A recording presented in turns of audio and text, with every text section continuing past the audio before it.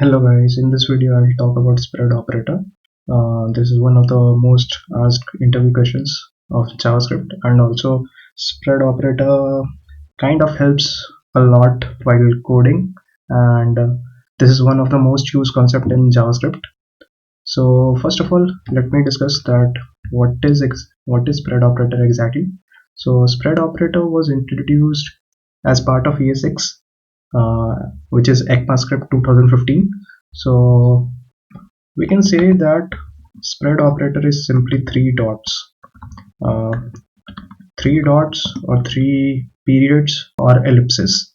So what it does is it helps in the copying of array or object, and it has various use cases which we will see. In this video I discuss about 5 use cases in which spread operator can be used. So starting with the first use case, uh, spread operator is applicable on arrays and objects. So first use case that I'm going to discuss about is copying of array and objects.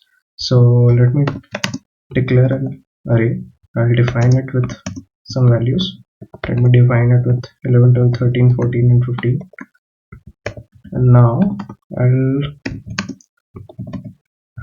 I want to copy array 1 into array 2. So I want to make a deep copy of it. If you're not sure what is deep copy, I'll put a link in my description. I've already made a video on what is deep copy and shallow copy. So kindly refer to that. So if I want to make a deep copy of it, I can use this. Let us see that what is the output of it. So if I do a console log of it,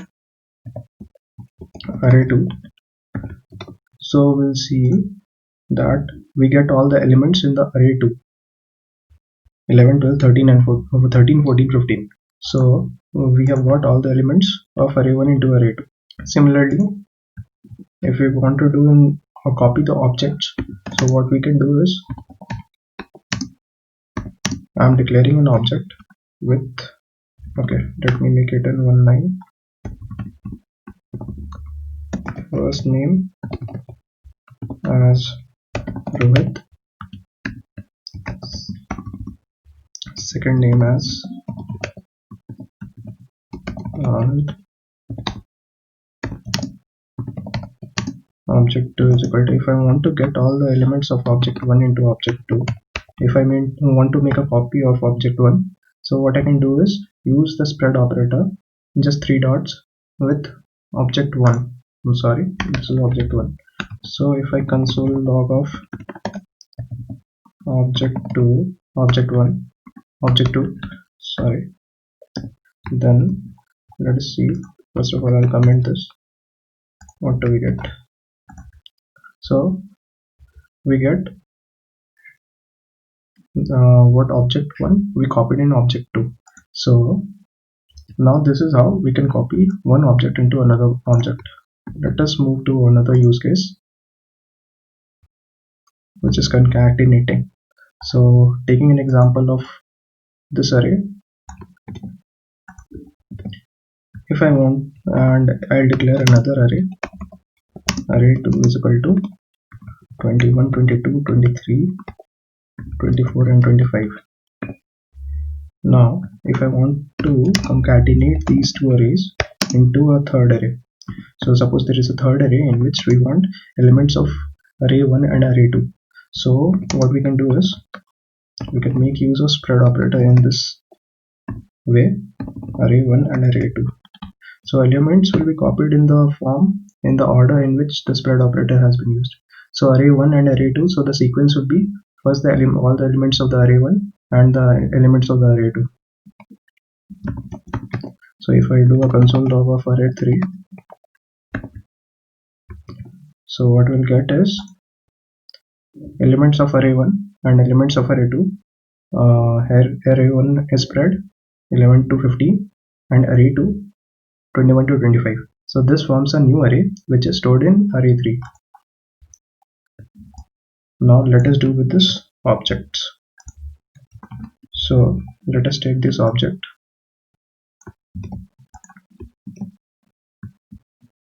Now let us declare a new object let us define some properties like city is equal to Bangalore.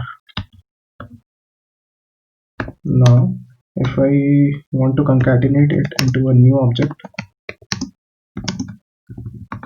I'll make use of spread operator. Object 1, object 2, console log of object 3. This is now what we get is object 1. First of all, we spreaded all the properties and values of object 1, first name, second name, and then object 2, which is city is equal to Bangalore. So we get a new object which is containing of both the object 1 and object 2 spreaded values and properties of object 1 and object 2. So object 3 contains both object 1 and object 2, just the elements of it. Okay, so this concatenation is done. So let us move to the third property or use case of spread operator, which is using math function. So let me first comment out this. So let us declare an array.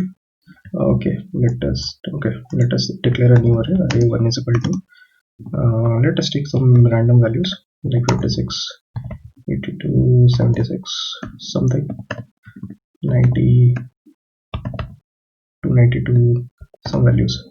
Okay, now I want to use mathematical functions. So let us take math.min. To use math.min, we need elements, so we can pass some elements like 90, and this will give us the minimum of it. But what we have is array. Now for arrays, what we can do is we can spread out the array. So what this will mean is now what will be the resultant is math.min, and inside this we have spread it out. So it will be in turn 56, 82, and so on. It will not be an array, it will be just the elements of that array. So this will give us a correct output. So if I console log of this, or let me declare another variable, let output is equal to math.min this. Now I'll console log of output.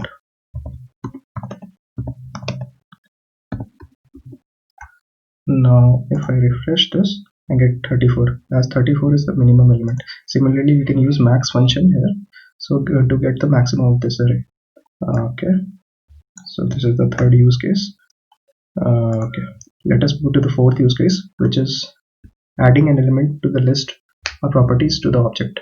So what I mean by this is I'll make use of the previous array. Okay, on this one. So if we have an already existing array, now we want to add some more elements to it. So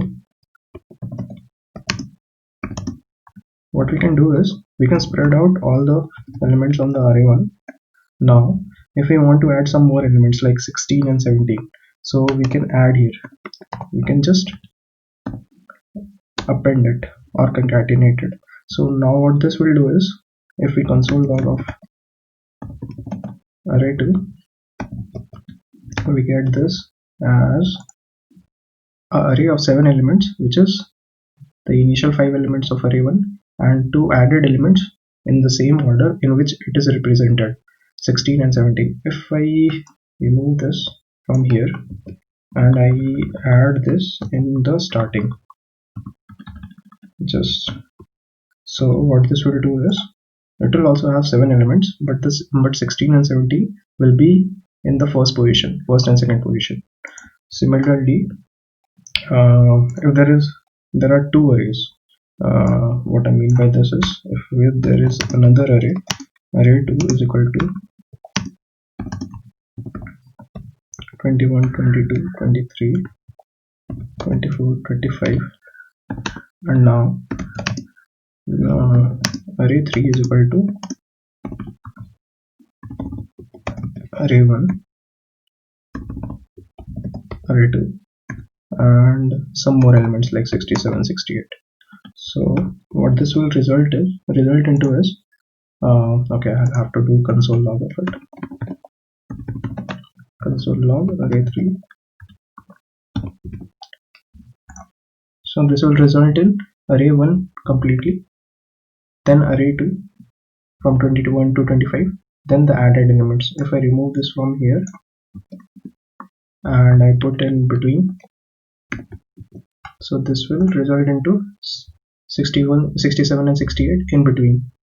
So I think you got the point by this. Let me do a similar thing with objects. Let obj1 is equal to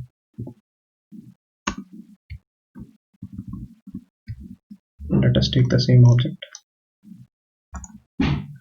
Actually I have done the same thing here, but the same thing you can do with 2 or 3 objects. Like I'll tell you what I mean. Okay, so let object2 is equal to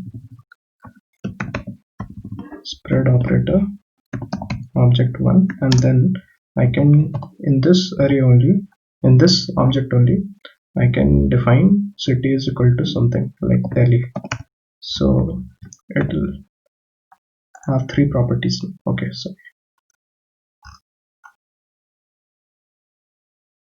okay, I haven't saved this file. Okay, I'll have to do console log of it. Object2. Okay, so this is it. This is how you can add element or in object and arrays. Let us go for last use case, combining objects. This is the most important use case which I can think of now, combining objects. So let me take the first object.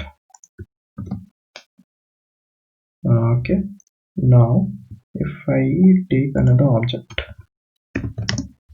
object2 is equal to city is equal to something,